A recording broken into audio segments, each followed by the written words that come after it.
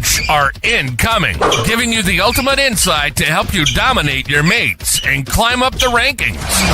You're now listening to the Insight NBL Show with your hosts, Matrix and Hammer.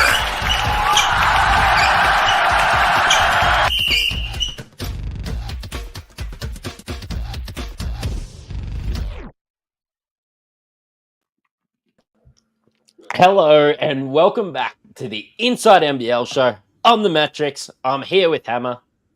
Mate, how you doing? I'm good. You know what? You look like the bloke who's just had a birthday. How was that? Yeah, I got a Washington Commanders, Jaden Daniels jersey. I tell you what, I did have a pretty good day. I got a carton of Bolter. Lovely. I got a jersey. And I actually, I was chatting to Josh, the Supercoach Whisperer, the other night. Anyway, and he made some stuff with AI. Okay, so we have like a X Premium or Twitter Premium or whatever it is. So that gives you the highest level of their AI. I tell you what, I have went down an absolute rabbit hole. So I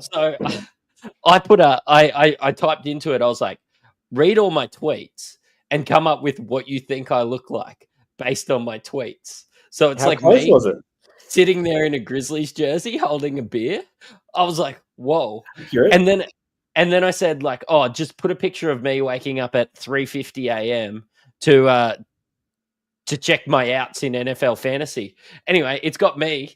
Like it's got beard, classic middle-aged guy waking up out of bed in a hat. Checking his phone, checking the scores. So went down a huge rabbit hole. Yeah. Well, happy birthday. Hey, did Jack White come through with a present for you? Yeah. So what he did is he ran up to my front door, had a paper bag full of turd and lit it on fire. Yeah, it seems like that's worked out well, mate. How'd you go this round? Look, no good. It probably wasn't too bad. It was 397, Captain Jack White. Everything else went all right. Like even, I was not that happy with having to start Malik Lewis, come through with a 39 over the two games. And then Cotton on the bench. I kept Bateman. He was okay.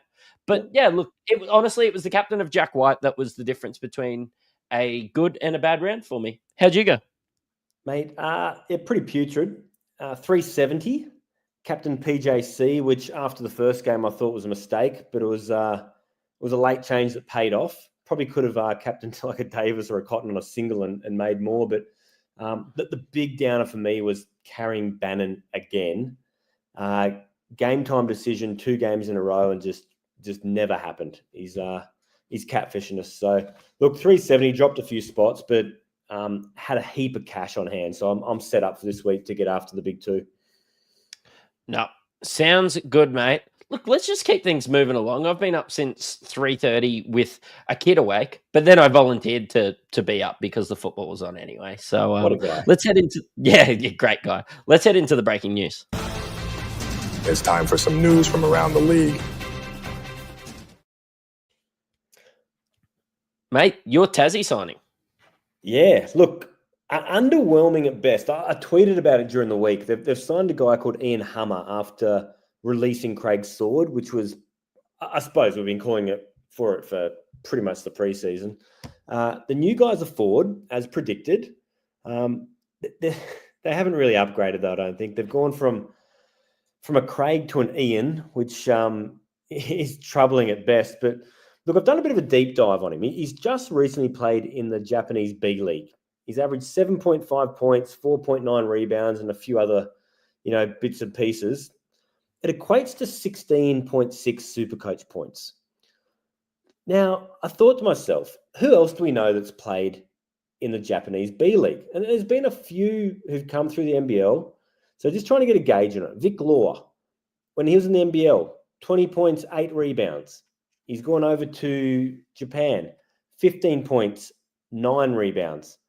So he's pretty much averaging the same Supercoach points. Chris Smith, who was with your Bullets last year, he's almost averaging identical stat line in the B League. DJ Hogue, about the same. So Look, 7 points, 4 rebounds is probably as good as we can expect from this Ian Hummer, and I really don't like this signing. Yeah, look, I don't either. I think it makes very little impact. I think the old pork sword just wasn't working for them. And look, let's just leave it where it is. Like, Ian Hummer. Honestly, it looks more like Ian Ford Fiesta. So let's yeah, I just can't see it making any impact whatsoever. They need some guys that scores points, and this guy doesn't really score points, doesn't change anything. Yeah, look, I saw Olgun Ulich tweet about it during the week, and he pretty much compared him to Mason Peatling. So, look, in Supercoach world, you may as well go and get Mason. He's coming into 5 doubles in a row. So the Jack Jumper's schedule is a bit patchier.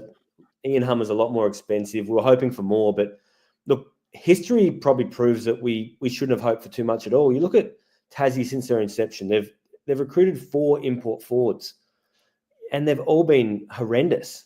Rashard Kelly was the best of a bad bunch, but you've got Craig Sword, you've got Mikhail McIntosh, and I wouldn't say any of them have been Supercoach relevant, and I think it's going to continue. Mate, No. Bit more news out of Melbourne, though. You've got a little something there. Oh, Dash Daniels as the next star. So straight away, I looked to see if Supercoach points are still worth 3 points for steals. And look, I think he can probably cover 115K with that, given the opportunity. Yeah, look, he's going into a Melbourne squad, which you'd assume will be relatively unchanged next year. They're going to have a backcourt with Delhi, Illy, Goulding will probably go around again. What I do see out of this is that Flynn Cameron is in a contract year. I reckon he bolts. He could be a cash cow next year. If he goes back to his hometown Breakers, he's going to go for greener pastures, and he had a great game on the weekend, despite the loss for Melbourne. Yeah, no, he's good. So, yeah, look, Melbourne are chugging along. And they still have Chris Goulding to come back next week or this round as well. Yeah. So, a few moving parts for Melbourne next year and also this week. Yeah, and that's about it for breaking news. Yeah, I didn't really know where to put this, but I just wanted to preface early the schedule. So I just want everybody to be aware. So it starts on Friday, not Thursday. So you get an extra day. That's great. That's the Friday the 20th. Now, they have Christmas Day games. It's a 5-day week this season. There's a couple of games. I'm pretty excited for the Sydney Illawarra game, to be honest, for the Christmas Day games. But then the round stops. Now, you have less than 24 hours to change your team and get lockout should you want those players that start from Cairns and Melbourne. So, yeah, look, you're going to have to get in relatively quickly. So just make sure and be aware, set an alarm or something. Just know that you have to do your trades on Boxing Day. And traditionally, this has been one that's caught some guys out in the past, and especially those who've been going well, a few too many beers, a bit of Christmas ham, and you just forget about lockout, and that could be your season. So, look, you can look at it 2 ways. Don't be the one who loses your season, but you might be able to sneak up on a few others who forget. So that alarm's going to be pretty important. No. Yeah, perfect. We'll be tweeting it out on all our socials anyway. I just flexed that I had X Premium, so big spender over here. But mate, let's head into our squeeze of the week. And as always, it's brought to you by the Standard Squeeze. I know I ordered some stuff for Christmas from them. What was it? Saturday, and they will still get it to you by Christmas. So get on there, save a bit on us. IFS 15. Their delivery was reasonable. It'll get here in time for Christmas. I get 15% off. I know I bought. Oh, hopefully my brother-in-law's not listening, but I know I bought him a 4-in-1 and a little pack from him behind. So, but somebody that doesn't have to worry about that, Mitchell from Luxington Ballers. Last week he scored 477, and I want to tell you how he got there. Captain Parker Jackson Cartwright, great. Had Casey Prather in his starting lineup. Had Cook, Harrison, and Jack White. But had Mooney for his 48 on the bench. Had Bryce Cotton for his 66 on a single on the bench. Had Matt Hurt on the bench. And, Kareem Lopez and Mason Peatling. So, pretty solid outing from Mitch. Yeah, and looking like he's going to be well set up for this week. So enjoy the 4-in-1. Absolutely. I actually saw like the full team of the week, 1 and 2, and they had both captains Sobey. So that's It's a pod. yeah, Might yeah, make 100K. absolutely. Yeah, absolutely. $1,000. I think that's a good call there. Look, I know we're humming along relatively quickly, but let's just get straight into the weekly review. Oh damn! I moved the stingers. And one job.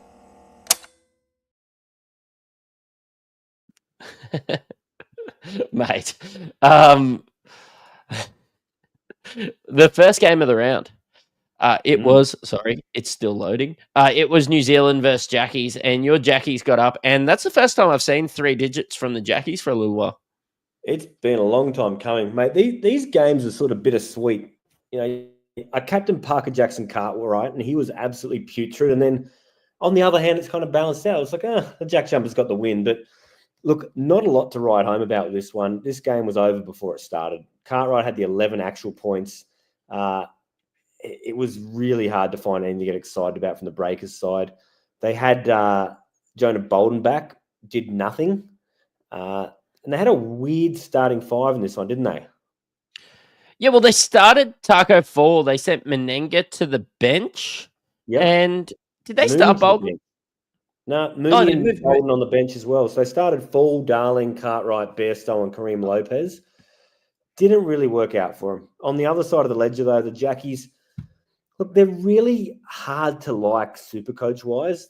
You never know who's going to pop up. Like Doyle had 10 points in this one. Magnay had 6 and did not much at all. McDonald's looking like probably one of the better ones, but he was plagued by turnovers. And then Crawford popped up off the bench with 24. So this game was almost irrelevant Supercoach-wise from both sides. Yeah, draw a line through the Jackies. I'm disappointed that I had to scroll down so far to see Sam Menenga. He was somebody that I thought could be startable through this period.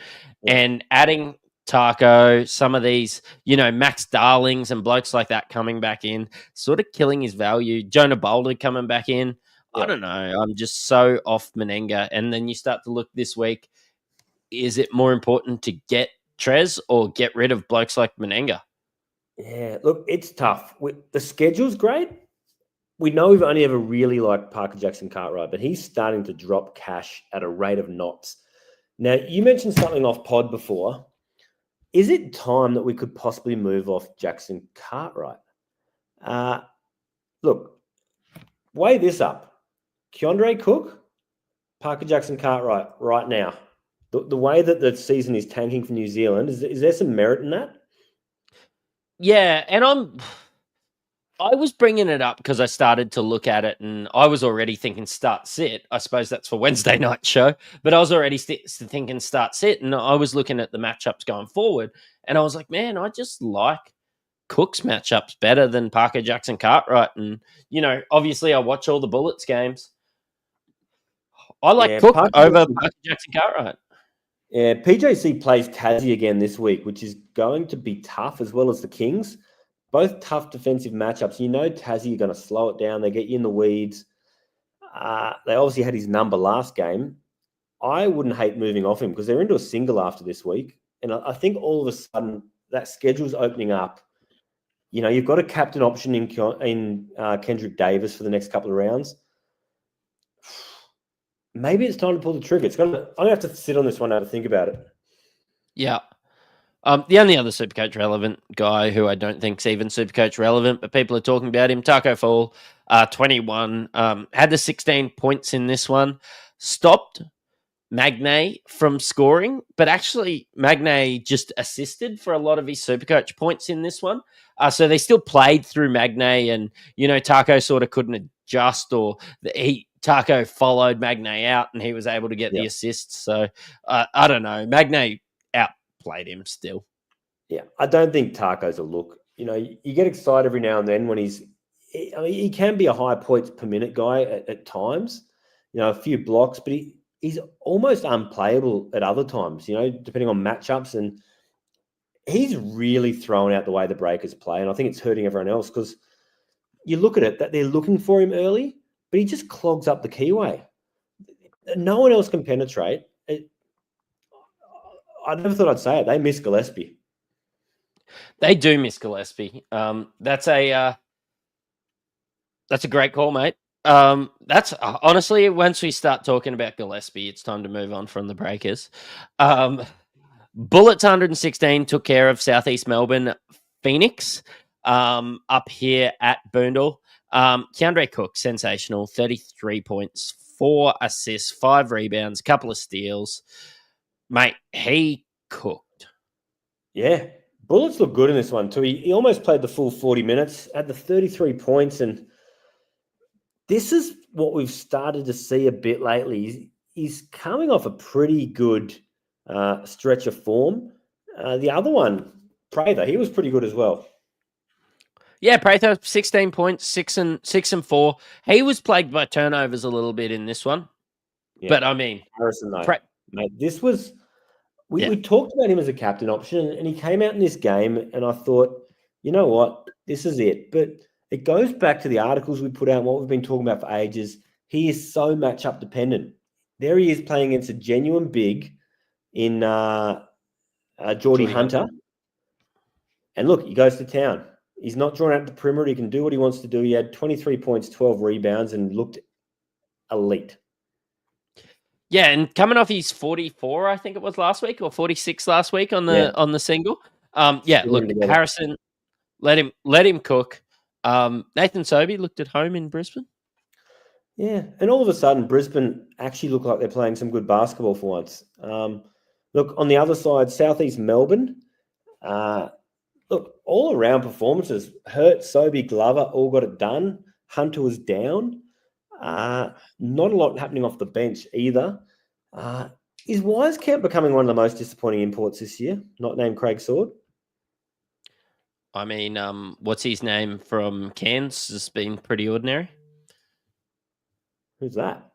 I can't even remember his name. That's how bad he was. Yeah. Who'd they bring in? And he played fuck all. Pedro Bradshaw's been disappointing.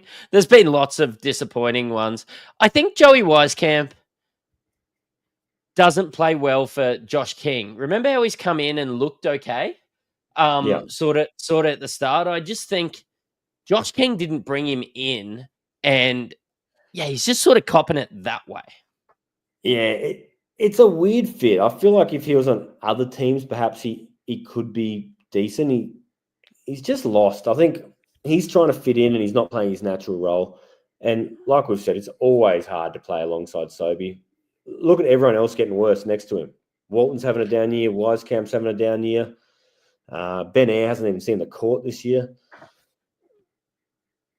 Yeah, absolutely. Like, it's hard to get disappointed about Sobey doing that when in Supercoach. When you add guys like that, you want them taking the shots. You want them holding it so long. So Sobes has been good there. Foxwell popped up in this one, but we'll chat about it a bit later on. Sort of dropped off when Derek Walton Jr. came back and played. So yeah, look, Walton Jr. is just getting cheaper and cheaper. I'm gonna have to look at the schedule. He could be a sneaky play if for some reason Sobey gets hurt.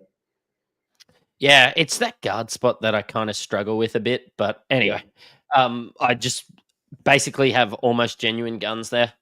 Look, sure. Bullets humming, Southeast Melbourne actually looked pretty good in this one too. So I'm not even gonna cook them.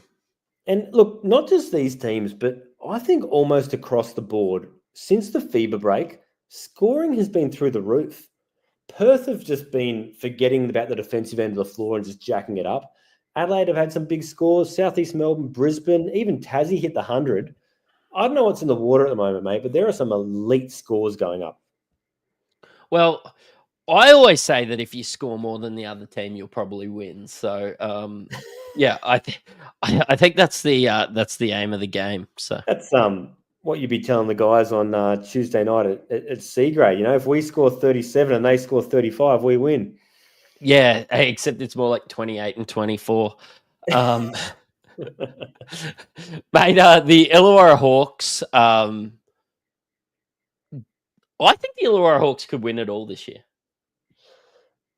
I think you might be right for once. Don't sound so surprised about it though. They are a good team. You can see that they're not so reliant on one guy stepping up each week. Like lately, you've seen Harvey just go off. You've had Kell, you've had Hickey, Sam Frolling's get it done. They're just playing as a team. I think they are the best team. Maybe not the most talented, but they're probably the best team. And look, not always great for Supercoach, but you could jag it and get a Mason Peekling or a Will Hickey pop up when you need them.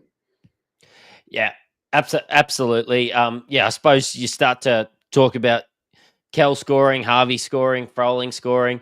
Like they had Froling and Harvey score above 20 points in this one. Harvey getting the assists as well. I mean, everybody pitches in for these guys. They're deep. Doesn't matter if Days is having a bad game. They just play Peetling. Doesn't matter if Hickey has no impact. They just slide their guys around. Doesn't matter if Lockie Ulbrich is doing nothing. They have the guys. They could be the deepest in the league. And I actually really rate Justin Tatum as a coach. Yeah. So coming into 5 doubles in a row, probably the best schedule over the next 5 weeks, or is the best schedule over the next 5 weeks. Is Harvey a play? I think with the way that I play Supercoach, I would still be more likely to get a Trey Kell than a Harvey. And like that's risking it to get the biscuit. He's a touch cheaper at the moment. I just think he's a better player, but I think Harvey's on a heater. Yeah. So I think I would go Trey Kell over Harvey, but I'm really interested in Froling. I've struggled at center all year. What does he have? A 3-round average of 35, a 5-round average of 33. It's consistent. If I can get somebody up to Froling, I don't think it'll be this week. In the next week or so, I think I'll just pull the trigger. And I think that's one of the biggest questions a lot of our listeners are going to have. You've got an elite schedule for Tyrell Harrison. You've got 5 doubles in a row for Sam Froling. Sam Froling has that centre forward eligibility as well, which makes it really attractive. I'm struggling for that second forward spot. Sam Froling could be it. Like I'm going to play Montrez as one of them where I can, but Froling, Bannon, Prather, Darius Days, there's a couple of guys in the mix, and if you pick the right one, this could be the spot that separates you because there's going to be a lot of teams looking almost identical this week. Yeah, and I feel like I've missed the boat with Prather. I know he keeps scoring well, but I don't think I'll be getting Prather. So, yeah, Froling could be the guy. Look, I think 11% of people, there's 874 people trading him in. He's not very well owned. He's only 9% owned.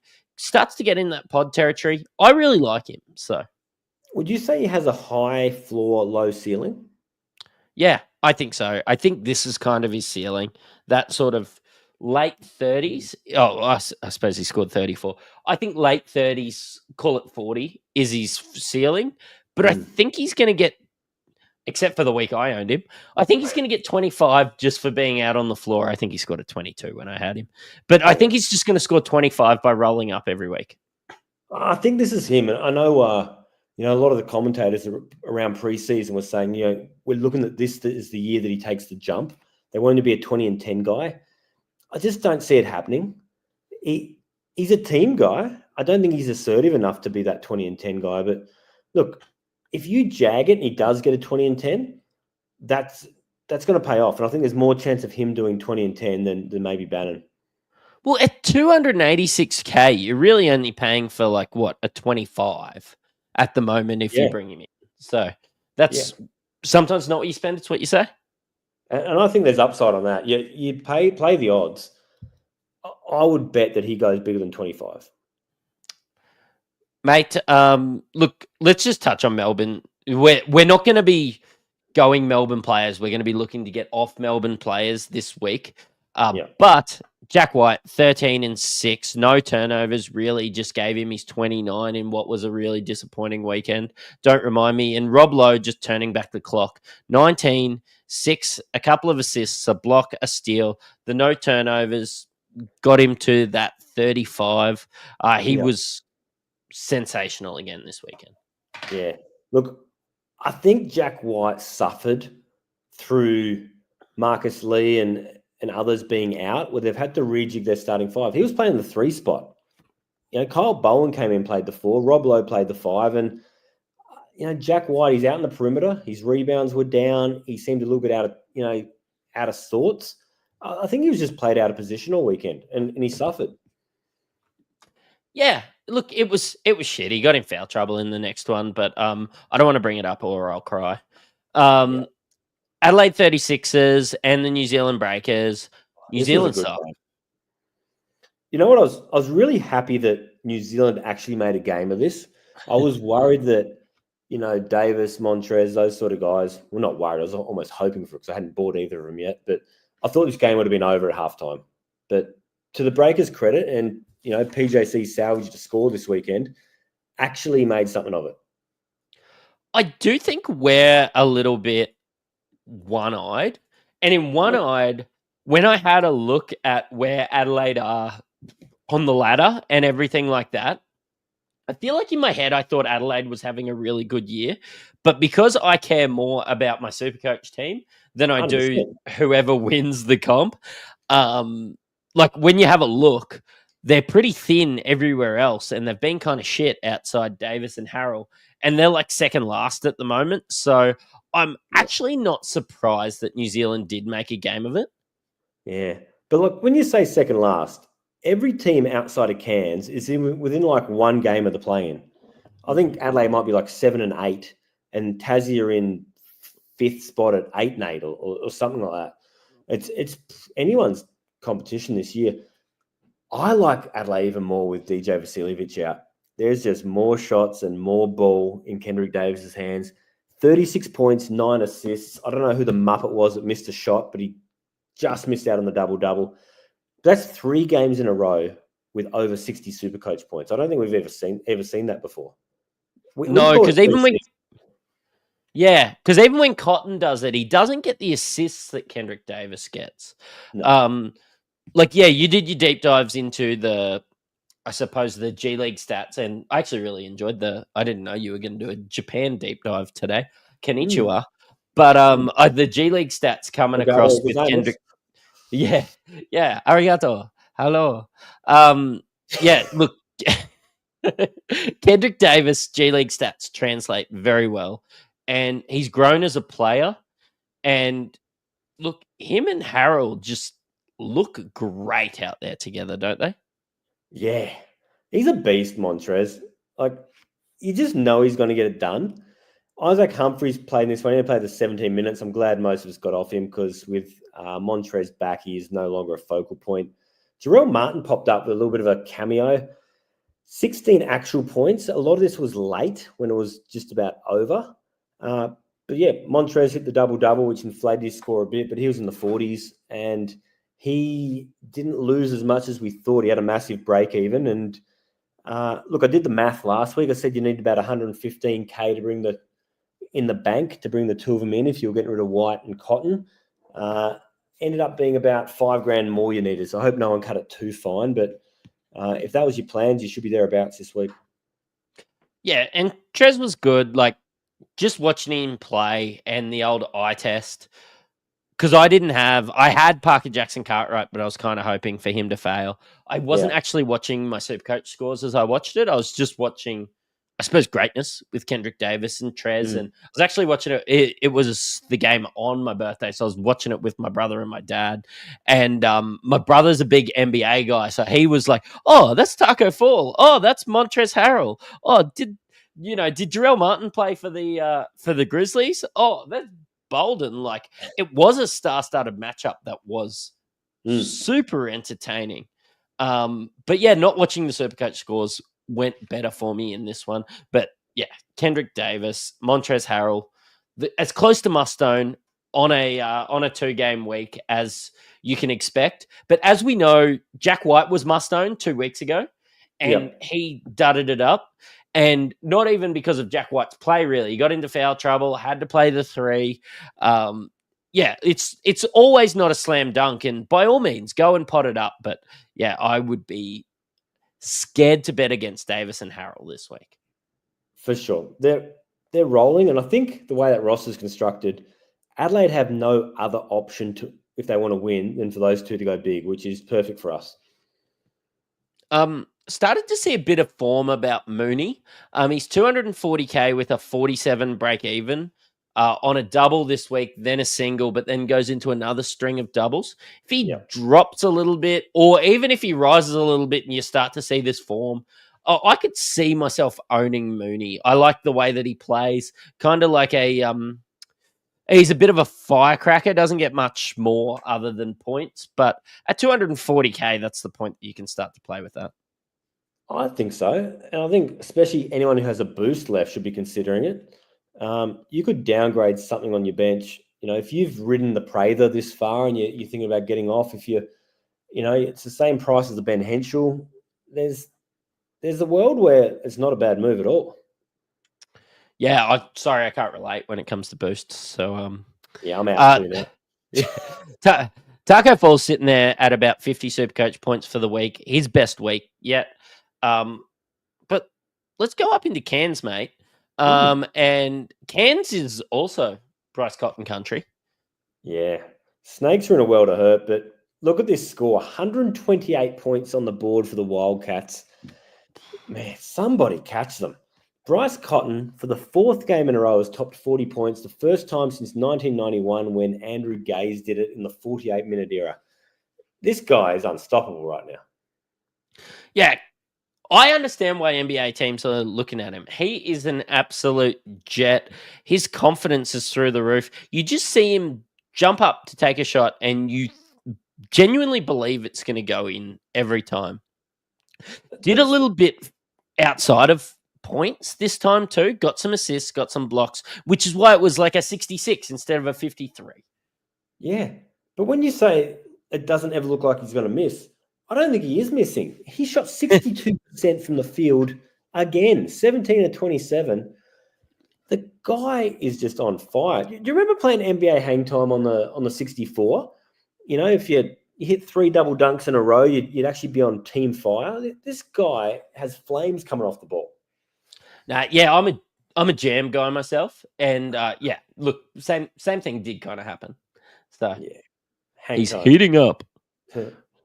Dylan Windler, good in this one again, but of course we're not too excited to chat about Wildcats. We're not too excited to talk about Taipans either. But if you did get Taran Armstrong wanting that cash grab earlier on in the year, he made 100K. Yeah, look. He's done exactly what we're hoping to do. He just did it 10 rounds too late. Groves was the other one. We mentioned him a little while ago when we were thinking centre was very thin. He had 23 actual points, but didn't do a single other thing across the stat sheet. He's very mid. Yeah, he is mid, but you don't get to be 200K without being mid. That's a fair point. Talking of mid, possibly even below mid, here's a disappointing one. Kyron Galloway. We were so high on this guy pre-season. The switch from Adelaide to Cairns to Ford's Fun Factory, I thought genuinely he'd have the opportunity and would go big. He played 31 minutes in this one and shit the bed. Yeah, I mean, he's a defensive presence. I think watching the eye test, he always does the little things and he does the things that you want out. It'll just never translate to Supercoach. Unfortunately, much like Jalen Galloway's kind of the same, to be honest. It's true. You know what I like about the box score here? I'm looking at it right now. Nothing. Every starter for Cairns played over 31 minutes. The bench hardly played, which is, from a Supercoach perspective, what you like. Do you think you'd ever, looking at this schedule, it's round 15, 16 before you're even interested?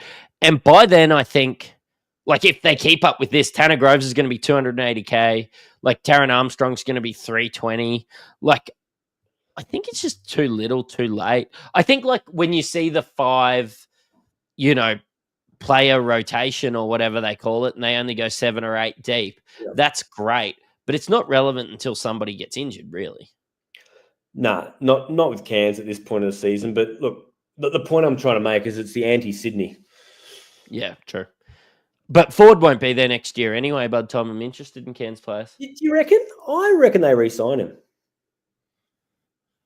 I mean, Cairns and Southeast Melbourne, and Cairns have been in the comp for a little bit longer than Southeast Melbourne, and the only two teams in the comp never to win one, right?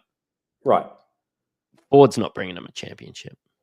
No, but if you want to play poker, you got to have cards, and he's never had cards. Southeast Melbourne, on the other hand, have had some pretty decent cards over the years. Yeah. I think Ford over his time there has probably overachieved, given what he's had plus the injuries. I just don't see anyone else doing a better job with all the limitations that there is that goes with the Cairns coaching job. I reckon he's safe. Yeah, cool. Safe from getting fired, but still not safe from Aaron Baines because they're still in the same state.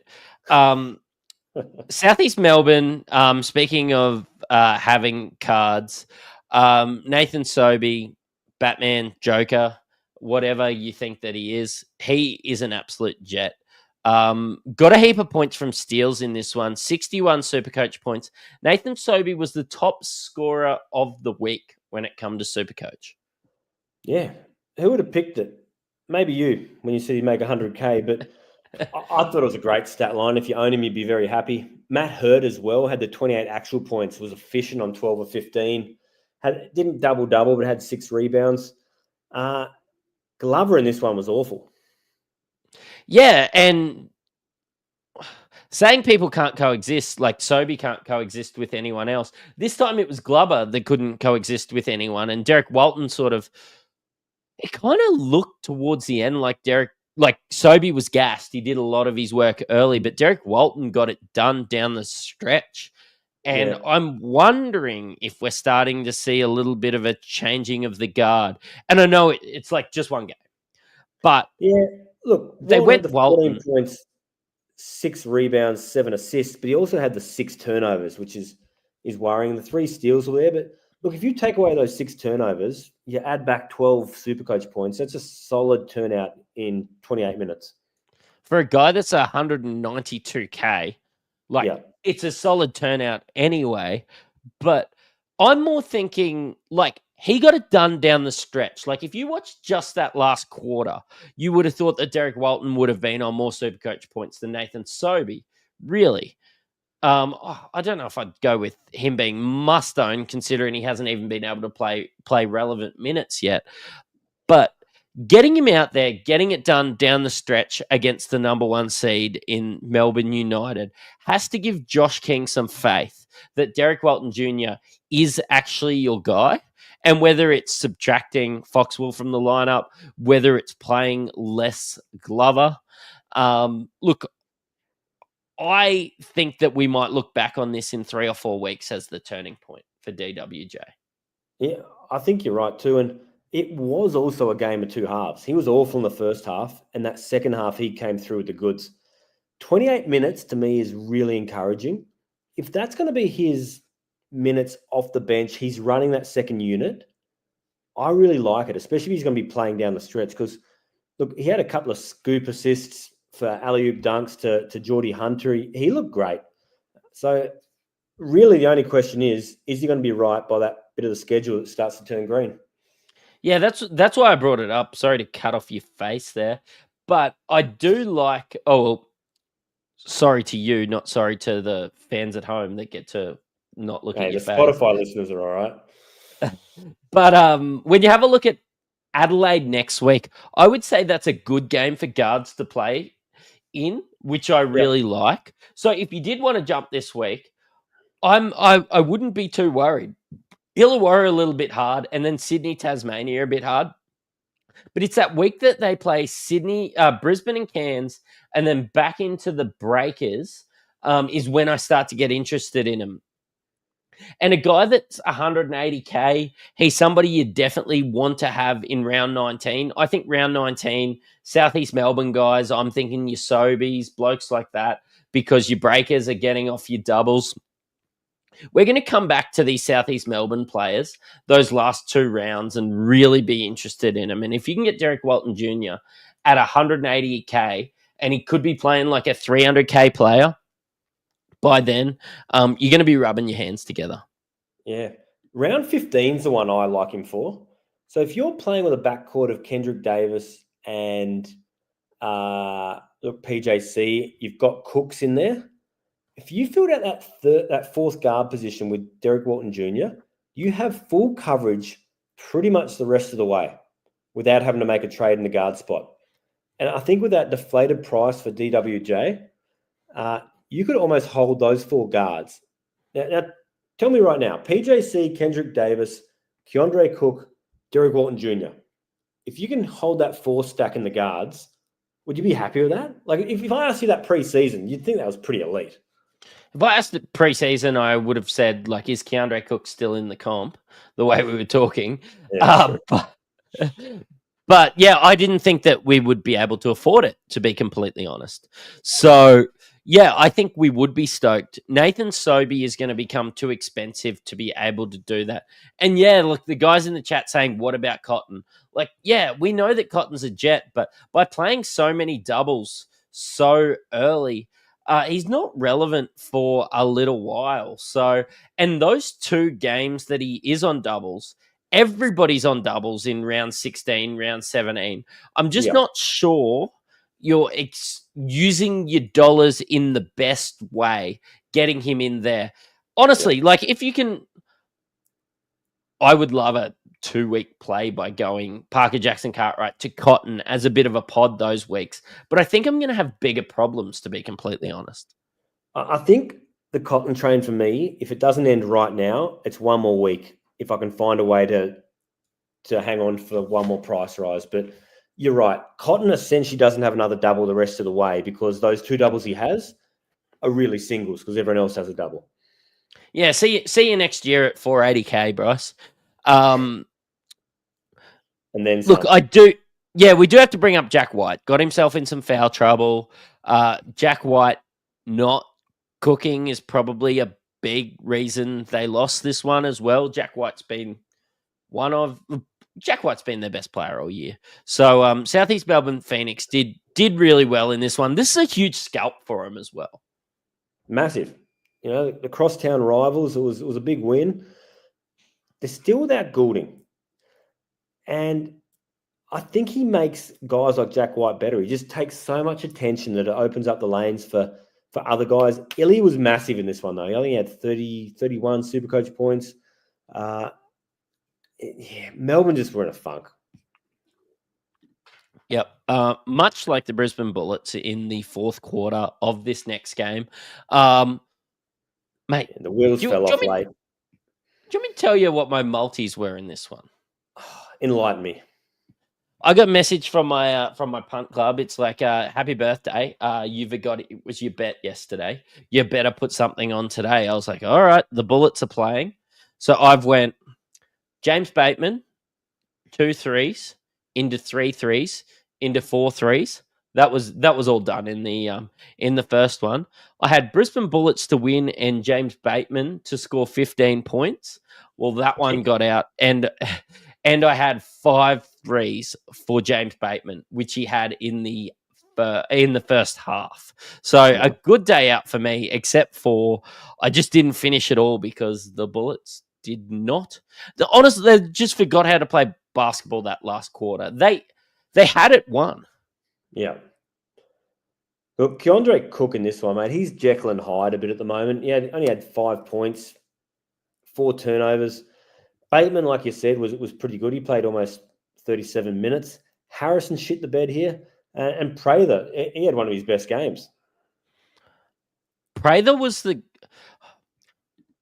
I'm a bit salty on Prather because, yes, he played really well, but when they needed him down the stretch, he didn't seem to be able to get the ball in any good position. Kings put the screws on him defensively. Jalen Adams, I thought, was pretty good for the little mighty mouse that he is. Defensively.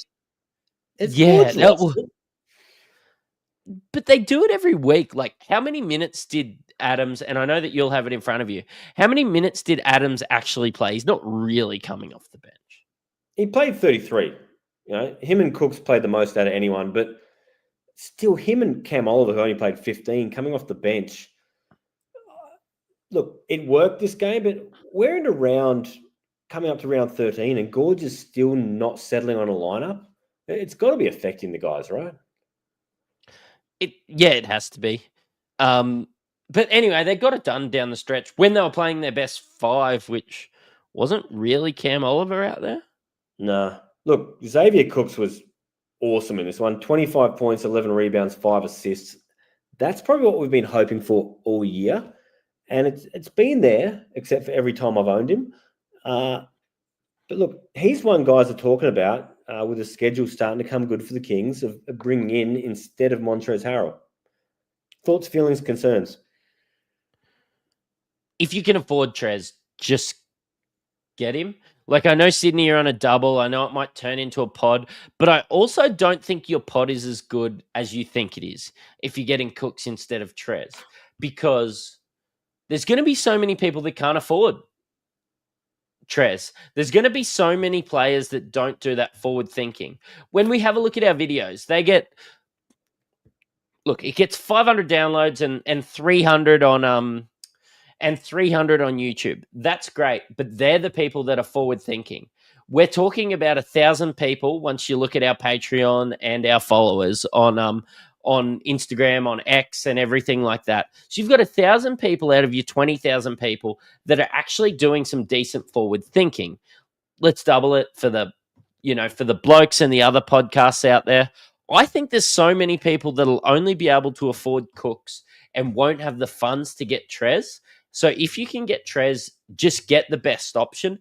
Don't try and outthink the room, because by trying to outthink the room, I think you're going to be shooting yourself in the foot. More people are going to be getting Cooks than Trez this week, I think.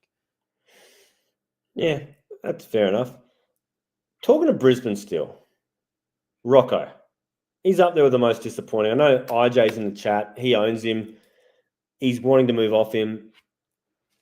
Like, what's going on there? This is your team. I'm not sure the way that Rocco plays is conducive to winning basketball. I think we look better when we let a Toy Smith-Milner. I think we look better when we let somebody else play there. Honestly, I could just play Tyrell Harrison 33 minutes a night, Toy Smith-Milner 10 minutes a night, maybe a couple minutes at forward if you want to play them together, and we don't play Rocco Zikarsky. And I don't think that impacts us at all. I think Rocco is just a bit of a showcase. Everybody loves him up here in Queensland. Everybody's wearing his jerseys. Look, he walks around Chermside and you can't miss him because he's 2 feet taller than anyone else. But yeah, what Mr. C Double B says, he's a basketballer because of his size, not a basketballer because of elite talent. Like, Toy Smith-Milner's a good basketball player. Tyrell Harrison is big as well, but he's also got a fair IQ. He's a good basketball player. Zikarsky's not there yet.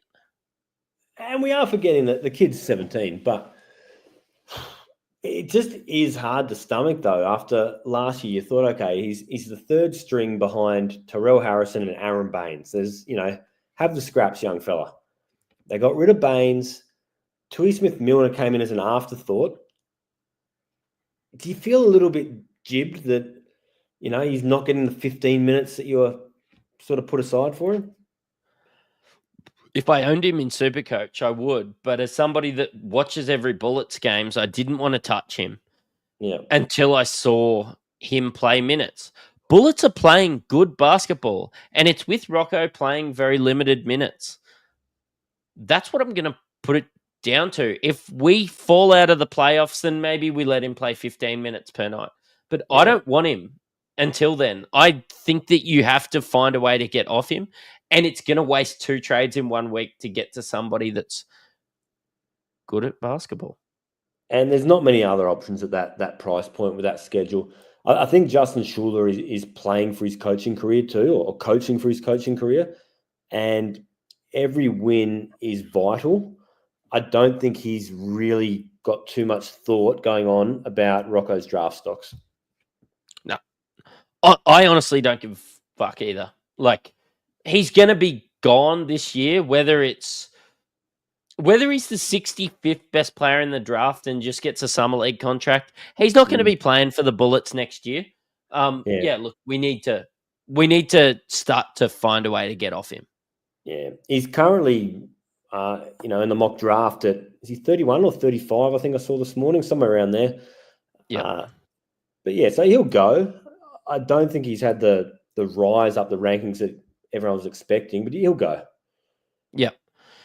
Yeah, look, I struggle with that because I think how bad are all these other players if they're going to get drafted before him? Like, all he's got is height going for him.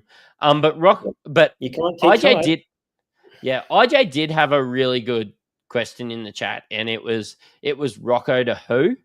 And I think you have to use Jules. And I don't know if there's too many players there. I don't mind Nick Marshall, the way that he's been playing lately. If you can use some Jules and move him around, I think that he's 130K. Or you just punt on like a Lat Mayen or something like that, because at least they're getting the minutes to play. Look, there's my 2 cents. Like, go Nick Marshall, Lat Mayen. Hopefully you're bringing in some other Adelaide players this week as well, and you can massage those Jules around. Yeah. Hopefully Taco's at 120K soon. Yeah, I mean, the worst thing with that, he just said Rocco to who for 120K. Rocco's already 94K and getting closer back to that, 59K. He's going to have come in 2 years ago at 115K, and he's going to be half the price shortly. Yeah. It's scary. Yeah, to quote Cole's employee, down, prices are down. Mate, we got excited about Cooks. We got excited about Adams. Tui's had his moments. I think Liafa's a great player, but not that Supercoach relevant. Lepepe sort of worked his way back out of the rotation when it's become conducive to winning basketball. So I'm not interested in any of those. If you had to find some pods in this Bullets team, it becomes hard because they've already had so many doubles. Like, I'm not interested in paying 200K for Mitch Norton. As much as I love him, as much as I think that he's a great defender and a good player, James Bateman's coming down to earth. He's going to be 200K again shortly. Is there anyone you could punt on in this lineup, or is it just Prather, Harrison, Cook, and then leave the rest at home? You've called Bannon a punt, but he's 275K and, on a bung ankle. I've held him through 4 consecutive DNPs, which is killing me. So, look, he's dead to me, but look, he could be a pod. If he comes back, I don't see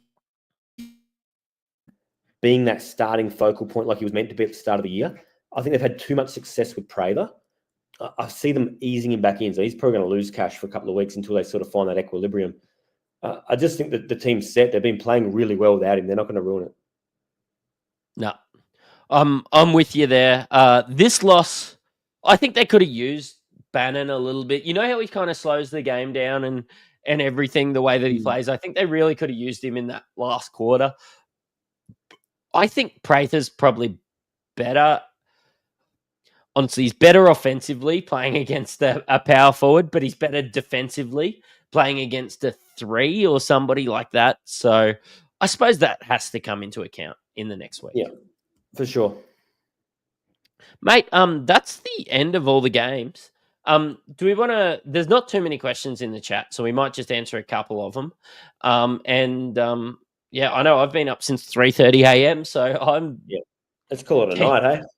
Yeah, I'm keen to get going, but look, IJ's got some really good questions, and it's just around that Rocco Zakarski. Like, would you even look at a Vodanovic, a Geka, a Lear, or a Gorjok Gak?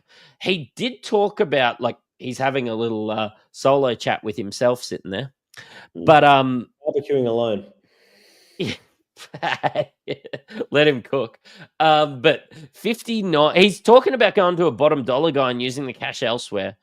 In round 13, that's too early. He needs somebody that's you'd be better off playing Rocco. At least he's playing minutes. At least he's going to get 7 halved than going to an absolute bottom dollar guy. You're not that desperate for 30K. What's Dane Pinot worth? Like, I know he's been injured. I don't know how bad it was, but look, they are so thin up front.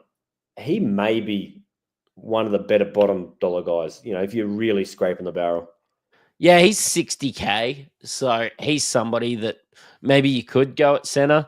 Center's been a wasteland. I wouldn't be so worried about points. If I had Rocco, I think I'd just hold, because if Brisbane are blowing someone out or Brisbane are getting blown out, which hasn't happened in the last 4 weeks, Rocco will play. And he's a high points per minute guy when he does get the chance. It only takes him to swat a couple of shots on the one possession and that score becomes semi-respectable. Or, heaven forbid, an injury to Tyrell Harrison probably sees a bit of an uptick. Look, Amflight's in the chat talking about the Summer Slam. Now, we haven't covered this much, but what do you know about the Summer Slam, Matrix? Oh, not very much, to be completely honest. Yeah, so pretty much over January, each team has picked an opposition where it's pretty much going to be jacking it up. Run that score up as quick as you can. Weirdly, some of them picked Tassie, but I think we should be targeting these Summer Slam matchups for Supercoach, because we know both teams, all they're going to be doing is trying to run that score up, and there's going to be some Supercoach points floating around everywhere. So maybe something as it gets closer to start to keep an eye on. Yeah, and I've got a question for you. I put out on my Twitter this week, and I had a look at NBA ratings, and it was asked, why is NBA ratings down 28% this year, 46% in the last couple years? And Crazy. I've always been a huge NBA guy, and until Supercoach popped up, I would go to 5 Bullets games a year and watch the games if they were on. I think KO has done absolutely wonders, because everybody has KO. I know I did for NRL and everything like that, for the NBL and just being easily accessible. But what do you think those NBA ratings down? You had some pretty big compliments about the NBL there. Yeah, well, firstly, talking about being accessible, there is rumours that Channel 7's about to pick up the NBL, so that's going to get even bigger. But yeah, mate, the NBA, it's atrocious. I don't think I've watched a full game since probably the 2001 Western Conference Finals, when my Lakers and the Sacramento Kings went at it through 7 games. But the game's changed. This analytics, it's ruined it. 3-point after 3-point. What was that Charlotte game the other day? 75 missed threes between them and the other team. That was a bit of a drag. Yeah, look, I was hearing Bogut talk about it on one of the shows this morning, and he was saying the NBL and the FIBA game is just so much better, and I have to agree with him, because there's just so many different styles. You get a bit of Euro, you get a bit of Australian, you get a mix of everything coming in, and we're seeing not just the best talent competing, different systems. It's what basketball should be. It should be tactics. It should be playing in chess with athletes. But the NBA is taking the fun out of it. It's just so boring. I'm there. They're either shooting at the free throw line or hitting the threes. Like last year, I was doing consistently an NBA podcast, and I was just finding it harder and harder to watch. I was a big fan of watching, those grit and grind Grizzlies, because they would win it through defense. That was one of the things that helped me fall in love with the game after I finished school. Because being in Australia, our school basketball team and everything like that was not very high on the priority list. So yeah, watching those Grizzlies, watching those Tony Parker Spurs teams and everything like that. Yeah, play this FIBA game that we're enjoying to watch in the NBL. I think people really take for granted how good the NBL is. And just because LeBron James earns 30 times more than the whole Brisbane Bullets team doesn't make it a better game to watch when it's the NBA. And trust me, I'll pull up stumps and watch every Grizzlies game I can. But I just think that watching the NBL and even watching EuroLeague recently, I think the NBL is getting very close to being the second best league in the world. Yeah, look, I love it. The product has come so far, and I think, look, Larry Kesselman's done an incredible job with this league. From taking it off life support to where it is now is just, you couldn't have picked it. It's incredible. Mate, we've had our passion project. We've talked about it. We'll be back Wednesday, same time, 8:30 up here in Queensland. Sorry for all you night owls. I know that you do get to catch up on catch up. Make sure that you get your questions into the comments of our YouTube video. We'll answer it. Thank you for everybody listening on Spotify, Apple, and Audible. You've listened to an Insight Fantasy Sports podcast. Cheerio.